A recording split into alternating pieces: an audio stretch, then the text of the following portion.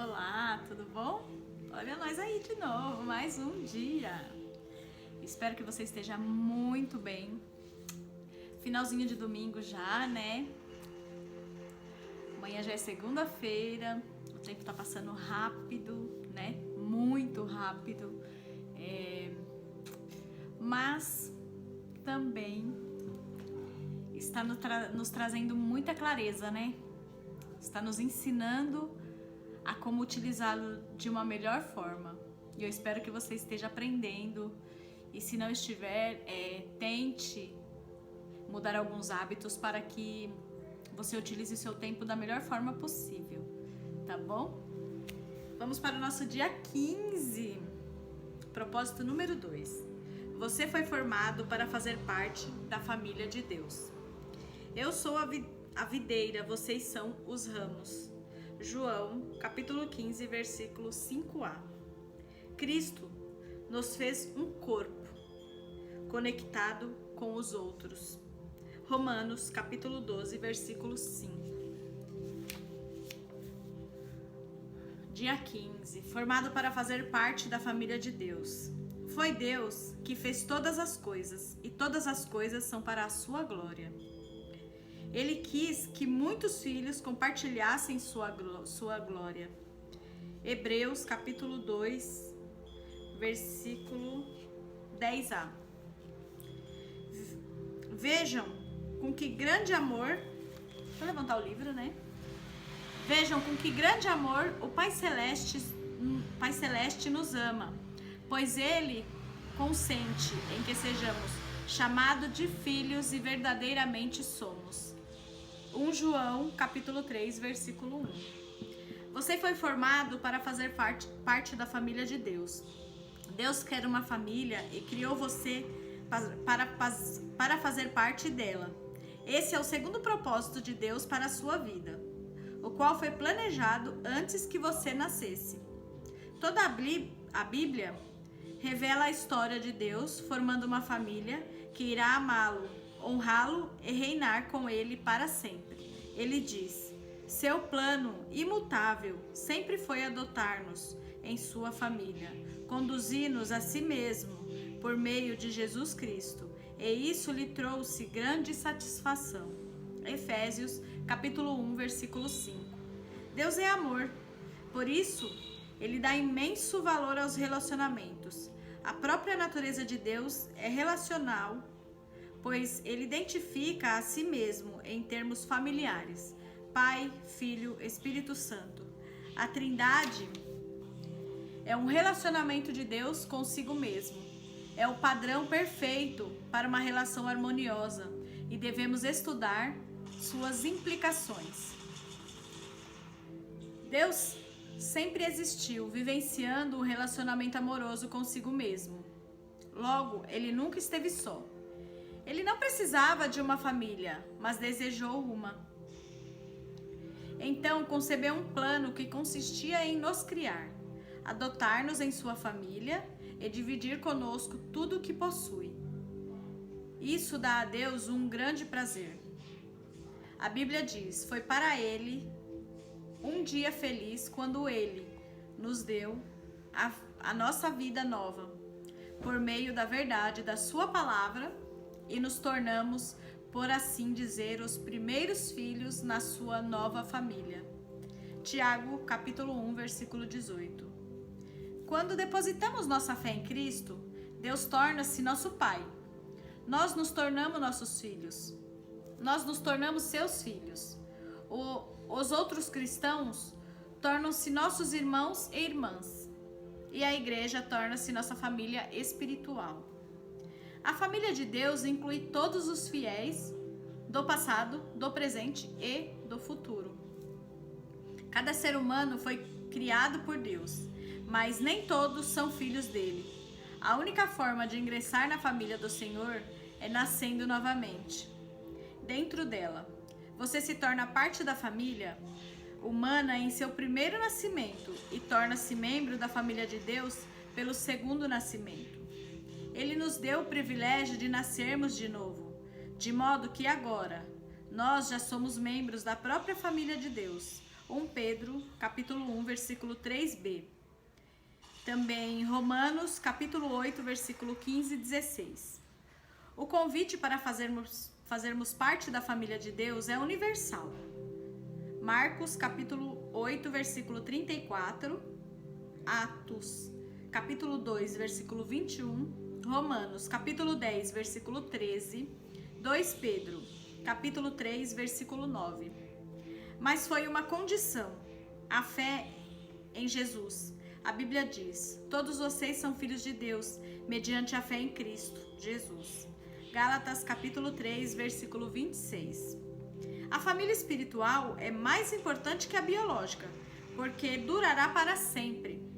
Nossa família terrena é uma dádiva maravilhosa de Deus, mas é temporária e frágil, sujeita ao rompimento pelo divórcio, pela distância, pela velhice e, inevitavelmente, pela morte. Já a família espiritual, nosso relacionamento com os outros fiéis irá perdurar por toda a eternidade. É um laço permanente e uma união muito mais forte que o parentesco de sangue. Sempre que Paulo parava para pensar no propósito eterno de Deus para todos nós, irrompia em louvores. Quando eu penso na sabedoria e na extensão de seu plano, eu caio de joelhos e rogo ao Pai de toda a grande família de Deus. Alguns deles lá em cima no céu e outros aqui embaixo na terra. Efésios capítulo 3, versículo 14 e 15. Os benefícios de fazer parte da família de Deus. No momento em que você nasce espiritualmente na família de Deus, recebeu alguns presentes espantosos: o nome da família, a aparência da família, os privilégios da família, o acesso à intimidade da família e a herança da família. Romanos, capítulo 5, versículo 2, capítulo 8, versículo 17 e 29, 1 Coríntios, capítulo 3, versículo 23, Gálatas, capítulo 4, versículos 6 e 7, Efésios, capítulo 3, versículo 12, 1 Pedro, capítulo 1, versículo 3 a 5, 1 João, capítulo 3, versículo 1. A Bíblia diz: por ser seu filho, tudo que ele, Deus, possui, também pertence a você. Gálatas, capítulo 4, versículo 7b. O Novo Testamento dá grande ênfase à nossa valiosa herança. O meu Deus suprirá todas as necessidades de vocês de acordo com as suas gloriosas riquezas em Cristo Jesus. Filipenses capítulo 14, versículo 19. Como filhos de Deus, temos parte na fortuna da família. Aqui recebemos bondade, paciência, glória, sabedoria, graça, misericórdia e poder. Romanos, capítulo 2, versículo 4, capítulo 9, versículo 23, capítulo 11, versículo 33, Efésios, capítulo 1, versículo 7, capítulo 2, versículo 4, capítulo 3, versículo 16. Mas na eternidade iremos herdar ainda mais. Paulo disse: quero que vocês percebam quanto é rica e gloriosa a herança de Deus, a herança que ele, Deus, tem dado ao seu povo. Efésios capítulo 1, versículo 18b. O que exatamente abrange esta herança? Primeiro, seremos levados deste mundo a fim de estar com Deus para sempre. 1 Tessalonicenses, capítulo 4, versículo 17, capítulo 5, versículo 10. Segundo, seremos completamente transformados para nos tornar como Cristo. 2 Coríntios, capítulo 3, versículo 18, 1 João, capítulo 3, versículo 2. Terceiro, seremos livres de toda dor, sofrimento e morte. Apocalipse, capítulo 21, versículo 4. Quarto, seremos recompensados e reassumiremos posições de trabalho. Mateus, capítulo 25, versículo 21, 23. Marcos, capítulo 9, versículo 41, capítulo 10, versículo 30. 1 Coríntios, capítulo 3, versículo 8. Hebreus, capítulo 10, versículo 35. Quinto, participaremos da glória de Cristo. Romanos, capítulo 8, versículo 17. Colossenses, capítulo 3, versículo 4. 2 Tessalonicenses, capítulo 2, versículo 14. 2 Timóteo, capítulo 2, versículo 12. 1 Pedro, capítulo 5, versículo 1. Que herança! Você é muito mais rico do que imagina. A Bíblia diz: Deus reservou uma herança inestimável para seus filhos. Ela está guardada no céu, para vocês, pura e incorruptível, isenta de oscilações e da decadência. 1 Pedro, capítulo 1, versículo 4. Isso significa que sua herança eterna é inestimável, pura, perpétua e protegida. Ninguém pode tirá-la de você. Ela não pode ser destruída pela guerra, por uma economia deficiente, nem por algum desastre natural. É por essa herança eterna, não pela aposentadoria, que você deve ansiar e se esforçar. Paulo diz: tudo que fizerem, façam de todo o coração, como para o Senhor e não para os homens, sabendo que receberão do Senhor a recompensa da herança. Colossenses, capítulo 3, versículo 23 e 24a. Aposentar-se é uma meta sem grandes perspectivas. Você deveria estar vivendo à luz da eternidade. Batismo. Identificando-se com a família de Deus. A família saudável tem orgulho de si mesma e seus membros não se envergonham de serem reconhecidos como parte dela. Infelizmente, conheci muitos cristãos que, ao contrário de que Jesus ordenou, jamais se identificaram publicamente com sua família espiritual, ou seja, não foram batizados. O batismo não é um ritual facultativo que possa ser postergado. Significa sua inclusão na família de Deus e anuncia publicamente ao mundo: eu não tenho vergonha de ser parte da família de Deus. Você já foi batizado? Jesus ordenou que esse belo ato fosse realizado por toda a família. Ele nos disse: portanto, vão e façam discípulos de todas as nações. Batizem-os em nome do Pai e do Filho e do Espírito Santo. Mateus, capítulo 28, versículo 19. Durante anos, esforcei-me para entender por que a grande comissão de Jesus deu ao batismo a mesma importância das grandes missões de evangelismo e edificação. Por que o batismo é tão importante? Então percebi que é por simbolizar o segundo propósito de Deus para a nossa vida, a participação na família eterna de Deus. O batismo é pleno de significado. Ele declara sua fé, comunica a morte e a ressurreição de Cristo, simboliza a morte para a antiga vida e anuncia sua nova vida em Cristo, além de celebrar sua inclusão na família de Deus. O batismo é a representação física de uma verdade espiritual. Representa o que acontece no instante em que Deus o trouxe para sua família. Alguns de nós são judeus, alguns são gentios, alguns são escravos e alguns são livres.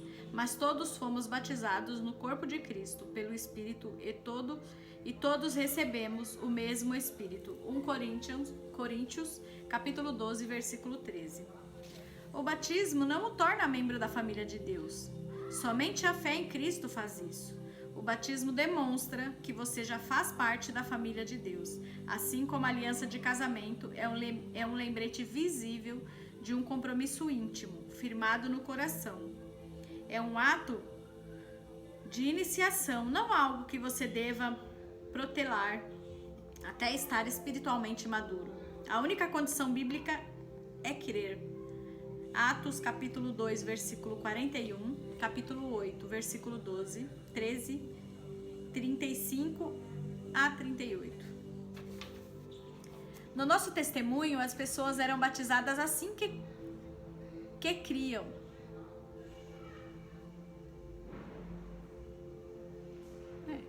No Pentecoste, 3.000 pessoas foram batizadas no mesmo dia em que aceitaram Cristo. Em outro momento, um líder etíope foi batizado no mesmo instante em que se converteu.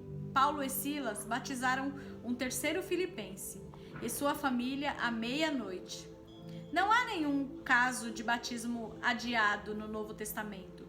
Se você ainda não foi batizado, como expressão de sua fé em Cristo, faça isso o mais rápido possível, como Jesus ordenou.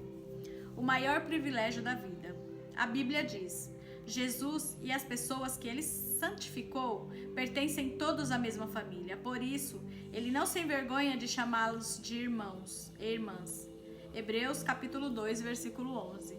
Deixe essa verdade maravilhosa entrar em seu coração. Você faz parte da família de Deus, e pelo fato de Jesus tê-lo feito santo, Deus tem orgulho de você. As palavras de Jesus são inequívocas.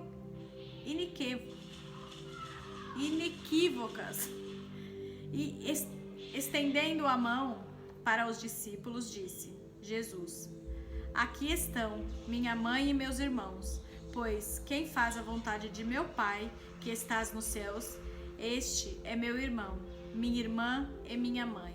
Mateus capítulo 12, versículo 49 e 50. Ser incluído na família de Deus é a maior honra e o maior privilégio que se pode receber.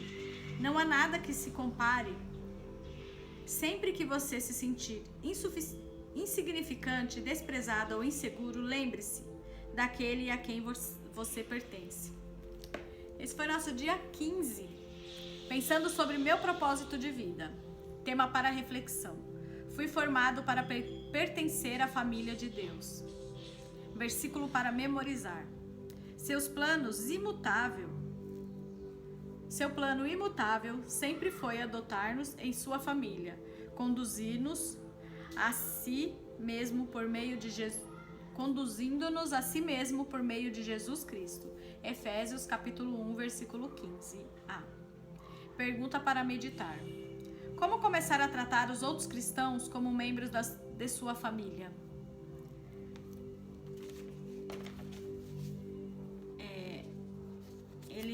Essa parte fala muito, né, da parte da igreja, de você estar dentro de uma igreja, mas eu acho que essa comunhão, ela é além disso, né? Porque se você trata bem as pessoas que estão à sua volta, elas já são sua família, né? E todos nós somos irmãos. Algumas pessoas demoram para entender sobre a espiritualidade, outras talvez nunca vão entender, né?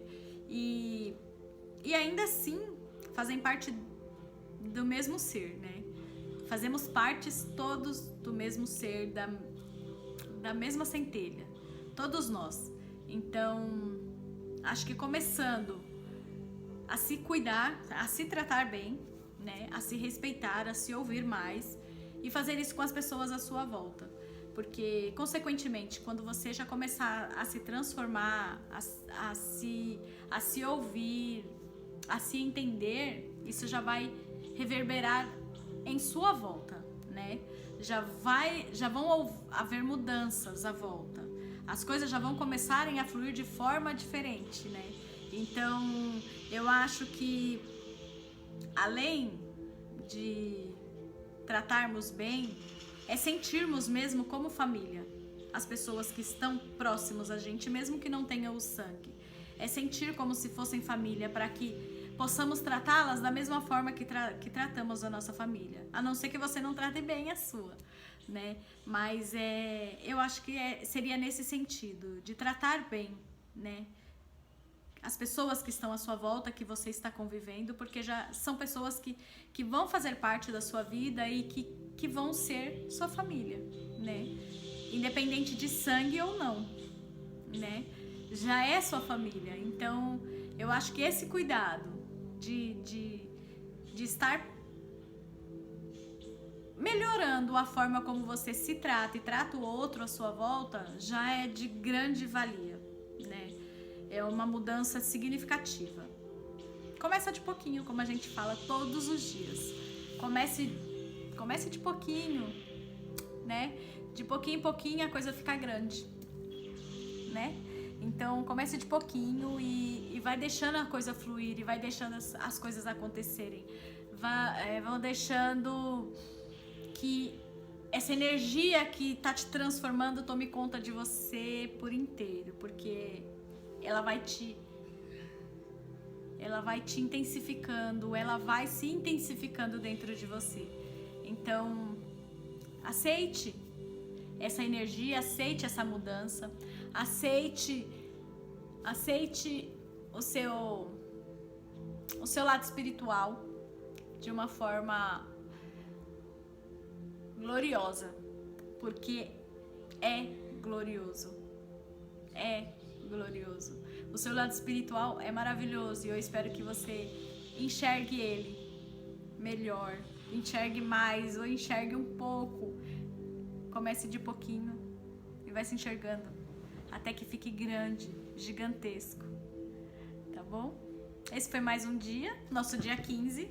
Aguardo você amanhã e uma semana maravilhosa, um dia maravilhoso para você, que toda essa energia de luz, de paz, de amor faça parte da sua vida. Que essa energia que está aqui possa ser sentida aí com você. Que Deus abençoe, que o universo nos abençoe. Uma linda semana e gratidão, gratidão, gratidão. Namastê. Até amanhã.